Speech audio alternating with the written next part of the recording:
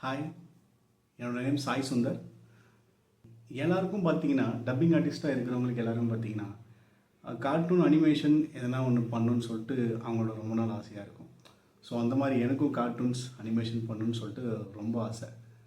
So அதில் பார்த்தீங்கன்னா நான் கார்ட்டூன்ஸ் பார்த்து வளர்ந்த விதத்தில் வந்து எனக்கு பர்டிகுலராக பிடிச்சது வந்து டிமோன் அண்ட் பும்பா எனக்கு ரொம்ப பிடிக்கும்.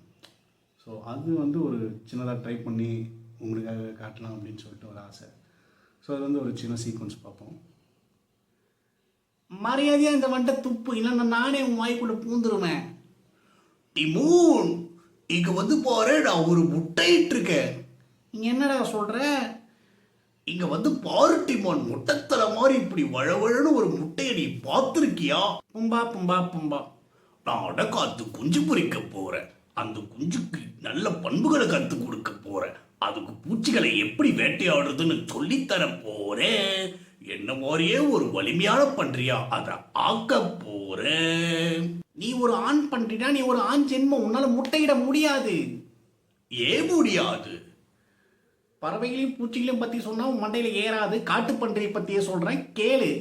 உனக்கு வந்து விஞ்ஞானம், மஞ்ஞானம், இயற்கை, செயற்கை உண்டான உறுப்புகள் எதுவும் உங்ககிட்ட கிடையாது. அதனால நிச்சயம் உன்னால அம்மாவாக முடியாது. என்னவோ சொல்லு டிமோன், நான் முட்டையிட்டுட்டேல, அதனால நான் ஒரு விசேஷம். பொம்பா, கோழிகளாலதான் முட்டையிட முடியும். இதுக்குள்ள எந்த விதமான கோழி இருக்குன்னே நமக்கு தெரியாது. அதனால நிச்சயம் உன்னால அம்மாவாக முடியாது. டிமோன், மம்மி, மகனே. தேங்க்யூ. ஸோ இந்த மாதிரி நிறைய அனிமேஷன்ஸ் கார்ட்டூன்ஸ் நிறைய பண்ணலாம்.